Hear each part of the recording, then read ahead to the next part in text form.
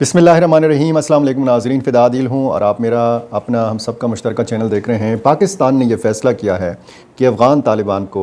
बतौर हुकूमत तस्लीम किया जाए। ईद उल अज़हा के फ़ौरन बाद इसका ऐलान किया जा सकता है। सफ़ारती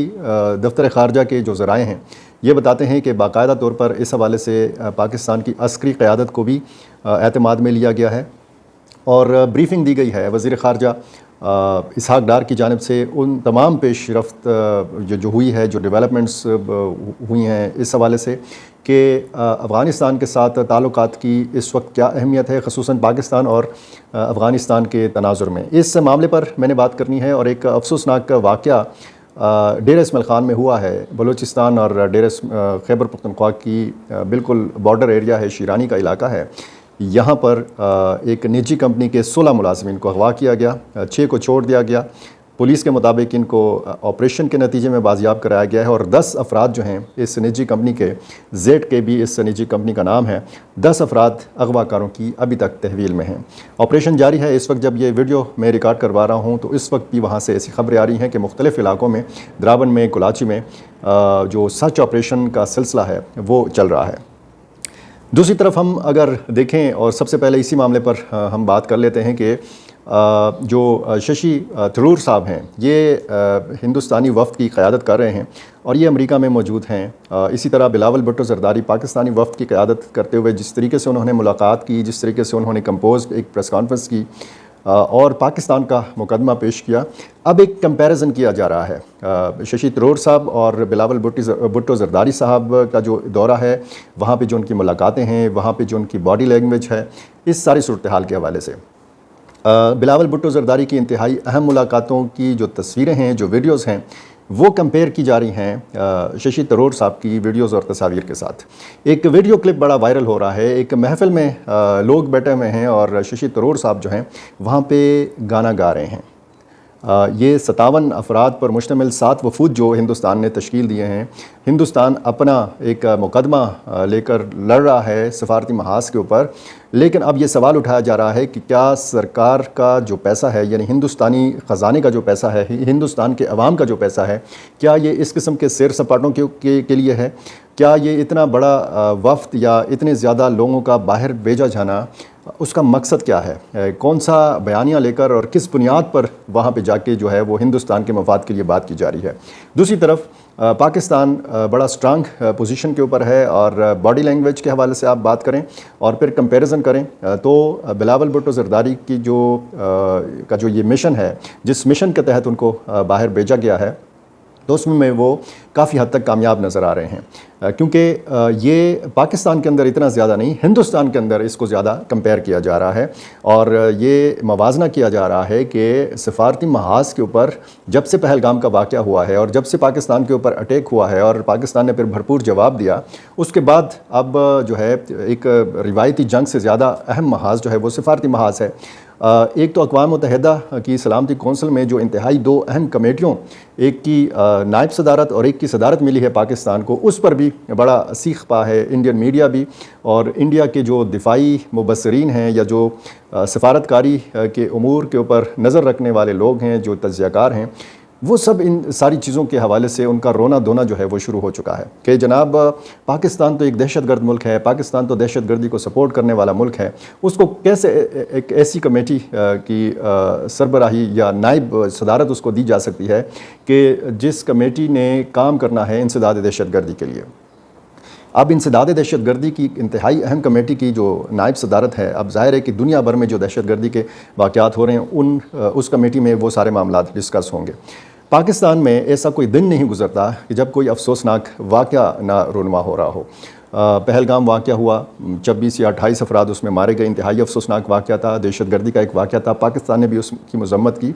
लेकिन पाकिस्तान के ख़िलाफ़ या पाकिस्तान से वाबस्ता किसी तंजीम के ख़िलाफ़ इंडिया ने कोई सबूत नहीं दिया और बग़ैर किसी सबूत के पाकिस्तान पर चढ़ दौड़ा। उसका जिस तरीके से मुँह तोड़ जवाब मिला हिंदुस्तान को पाकिस्तान की तरफ से, और उसमें फिर इंडिया के 6 तैयारों को मार गिराए जाने की जो ख़बरें हैं वो अभी तक हज़म नहीं हो रही हैं। वहाँ पे राफ़ेल तैयारे के हवाले से जो कहा गया है कि जी 3 या 4 तैयारे जो हैं ये मार गिराए हैं पाकिस्तान ने, उस पर भी अभी तक बहस चल रही है। پاکستان سے ثبوت مانگا جاتا ہے، اور جب انڈیا کے فوجی جو اعلیٰ حکام ہیں ان سے جب انٹرویو میں پوچھا جاتا ہے تو پھر وہ تعداد نہیں بتاتے، وہ مانتے ہیں کہ ہاں ہمارا نقصان ہوا ہے، ہمارے جہاز گرے ہیں، وہ صاف انکار نہیں کر رہے ہیں۔ تو جو صاف انکار نہیں کر رہے، صاف الفاظ میں وہ یہ نہیں بتا رہے کہ بالکل ہندوستان کا کوئی جہاز نہیں گرا، پاکستان کا یہ دعویٰ بے بنیاد ہے، تو اس قسم کی چیز جو ہے وہ اعلیٰ فوجی حکام جو ہیں ہندوستان کے، وہاں سے یہ چیز سامنے نہیں آ رہی۔ سفارتی محاذ ہے اور اس پر جو ہے پاکستان اور ہندوستان لڑ رہے ہیں، دیکھنا یہ ہے کہ جیت کس کی ہوگی۔ افسوسناک واقعہ جو ہے وہ ڈیرہ اسماعیل خان میں ہوا ہے۔ اسلام آباد سے ایک نجی جو کمپنی ہے، غالباً یہ کنسٹرکشن کمپنی ہے، زیڈ کے بھی اس کا نام ہے، اور اس کے 16 مزدور 3 گاڑیوں میں سوار تھے، اور یہ اسلام آباد سے کوئٹہ جا رہے تھے، بلوچستان جا رہے تھے۔ جب یہ ہکلا موٹر وے جو ہے اس کے ذریعے گئے اور ڈیرہ اسماعیل خان کی حدود سے بھی یہ گزرے، یعنی ڈیرہ اسماعیل خان سٹی کو انہوں نے کراس کر لیا، تو آگے جا کے یوب کا علاقہ شروع ہوتا ہے بلوچستان کا، اور یہاں پہ شیرانی کا جو علاقہ اور حدود ہیں ڈیرہ اسماعیل خان کی، یہاں پہ یہ 3 گاڑیاں غائب ہو جاتی ہیں، اور 16 ملازمین جو ہیں ان کے بارے میں اطلاع ملتی ہے مقامی ڈیرہ اسماعیل خان پولیس کو کہ یہ 16 ملازمین جو ہیں یہ اغوا کر لیے گئے ہیں۔ بعد میں اسی علاقے سے پھر 6 افراد جو ہیں یہ برآمد ہو گئے، یا یہ کہا گیا ہے کہ اغوا کاروں نے ان کی عمر کی وجہ سے، یا عمر رسیدہ تھے زیادہ تر ان میں، یعنی 5-6 لوگ، یا پھر وہ بیمار تھے، کسی نہ کسی مسئلے کا شکار تھے، تو ان کو اغوا کاروں نے چھوڑ دیا۔ ڈیرہ اسماعیل خان پولیس جو ہے یہ بتاتی ہے کہ آپریشنز کا سلسلہ جو ہے وہ جاری ہے، مختلف مقامات پر ناکہ بندیاں کی گئی ہیں۔ ڈیرہ اسماعیل خان اسلام آباد جو موٹر وے ہے، یہاں پر بھی درابن میں، کولاچی میں، یہاں پر صاحبزادہ سجاد جو ہیں وہ DPO ہیں ڈیرہ اسماعیل خان کے، اور ان کے حوالے سے یہ بتایا گیا ہے کہ یہ آپریشنز جو ہیں یہ سلسلہ جاری ہے، اور صاحبزادہ سجاد جو ہیں ان کے مطابق تقریباً 11 سہولت کار جو ہیں یا مشتبہ افراد جو ہیں یہ گرفتار کیے جا چکے ہیں، کچھ علاقوں میں فائرنگ کا تبادلہ بھی ہوا ہے۔ اب 10 افراد جو ہیں یہ بتایا جاتا ہے کہ یہ اغوا کاروں کی ابھی تک تحویل میں ہیں۔ ہو سکتا ہے جب ویڈیو آپ دیکھ رہے ہوں تو اس حوالے سے مزید کوئی ڈیولپمنٹ، کوئی خبر جو ہے اس حوالے سے برآمد ہو، کیونکہ بڑا پھرتی کا مظاہرہ کر رہی ہے ڈیرہ اسماعیل خان پولیس، اور لیکن اس واقعے کی ذمہ داری کسی نے قبول نہیں کی۔ ڈیرہ اسماعیل خان ہو، ٹانک ہو، جنوبی وزیرستان ہو،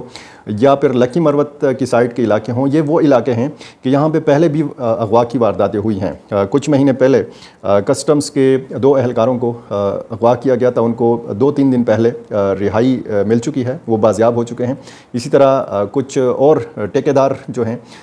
PTCL کے جو ملازمین ہیں یہ اغوا ہوتے رہے ہیں۔ لکی مروت میں ایک واقعہ آپ کو یاد ہے کہ ہوا تھا، 18 افراد جو ہیں پاکستان ایٹامک انرجی کمیشن کے یہ اغوا ہوئے تھے۔ ابتدائی مرحلے میں 8 افراد جو تھے یہ رہا ہو گئے تھے، اور پھر ایک اس طرح ایک جھڑپ ہوئی تھی سیکیورٹی فورسز کی، اس میں ایک جو مغوی تھا یہ شہید ہو گیا تھا، اور ایک کو بازیابی ملی تھی وہاں سے، اور ایک سول جو ڈرائیور تھا اس کو رہائی ملی تھی۔ اب total Pakistan atomic energy commission کے جو 7 افراد ہیں وہ ابھی تک اغوا کاروں کی تحویل میں ہیں۔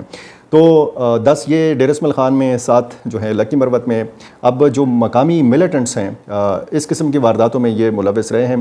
لکی مروت کے مختلف علاقوں میں اس طرح کی وارداتیں جو ہیں یہ اب کوئی دن ایسا نہیں گزرتا کہ بنو ڈویژن سے، ڈیرہ اسماعیل خان ڈویژن سے اس قسم کی کوئی اطلاع موصول نہ ہوتی ہو۔ آتے ہیں پاکستان اور افغانستان کے معاملات کے حوالے سے بات کرتے ہیں۔ ایک تو اقوام متحدہ کی جو سلامتی کونسل میں ایک کمیٹی ہے جو اس بات کی نگرانی کرتی ہے کہ طالبان کے خلاف جو پابندیاں ہیں، یعنی ان کے اثاثوں کو منجمد کیا جانا، ان پر سفری پابندیاں لگانا، ان کو دہشت گردوں کی لسٹ میں ڈالنا، یعنی مختلف قسم کی پابندیاں ہوتی ہیں، اس کمیٹی کی سربراہی جو ہے، نگران کمیٹی کی جو سربراہی ہے وہ پاکستان کو دی گئی ہے۔ اور اب ظاہر ہے کہ پاکستان اور افغانستان کے تعلقات کی آپ نوعیت دیکھیں، کشیدہ رہے تعلقات، اور اب بہت تیزی کے ساتھ بحال بھی ہوئے، اور یہ تعلقات اب آگے بڑھتے چلے جا رہے ہیں۔ یہ نگران کمیٹی ہے، میں نے کل کی ویڈیو میں بھی آپ کو بتایا تھا کہ یہ فیصلہ ساز کمیٹی نہیں ہے، یعنی اس کمیٹی کا کام صرف نگرانی ہے۔ فیصلے سلامتی کونسل اقوام متحدہ کی جو ہے وہاں سے ہوتے ہیں، وہاں سے جو بھی طالبان کے حوالے سے فیصلے آئیں گے تو اس میں ظاہر ہے کہ پاکستان کو مورد الزام پر نہیں ٹھہرایا جا سکے گا، کیونکہ یہ کمیٹی جو ہے وہ نگران کمیٹی ہے۔ دوسری طرف پاکستان چاہتا ہے کہ افغانستان کے ساتھ مزید تعلقات جو ہیں یہ بڑھائے جائیں، اور یہ پاکستان کی بھی ضرورت ہے اور ظاہر ہے کہ یہ افغان طالبان کی بھی ضرورت ہے، خصوصاً پاکستان اور ہندوستان کے تعلقات کے تناظر میں جب ہم بات کرتے ہیں پھر افغان طالبان کی اہمیت جو ہے وہ دو چند ہو جاتی ہے۔ چین بھی یہ سمجھتا ہے کہ اس خطے میں امن ہوگا، پاکستان میں ہوگا، افغانستان میں امن ہوگا تو پھر سی پیک کا جو منصوبہ ہے اس کو کامیابی سے تکمیل تک پہنچایا جا سکے گا۔ پاکستان نے اب یہ فیصلہ کیا ہے اور ظاہر ہے کہ یہ چین کی مشاورت اس میں شامل ہے۔ اس بات کا قوی امکان ہے کہ چین اور پاکستان مل کر یہ فیصلہ کر سکتے ہیں کہ افغان طالبان کی حکومت کو باقاعدہ طور پر تسلیم کیا جائے۔ پاکستان میں اس حوالے سے بہت سرگرمیاں چل رہی ہیں، بہت ساری باتیں میڈیا میں نہیں آتی، لیکن اس حوالے سے مشاورت کا جو عمل ہے وہ بڑا تیزی کے ساتھ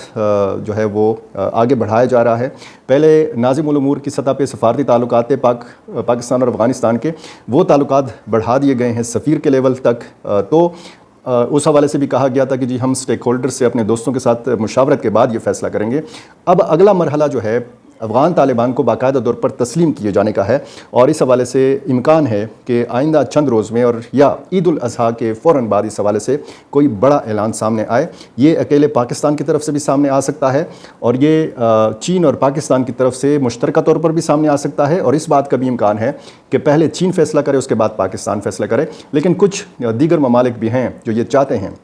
کہ افغان طالبان کو بطور حکومت تسلیم کیا جائے۔ ان میں ہندوستان جو ہے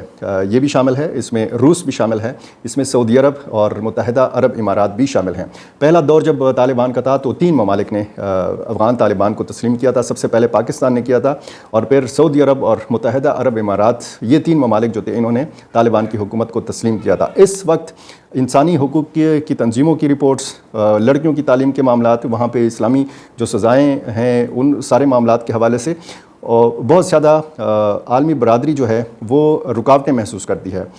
کچھ ممالک بشمول پاکستان یہ امریکہ کی طرف بھی دیکھتے ہیں کہ امریکہ کا کیا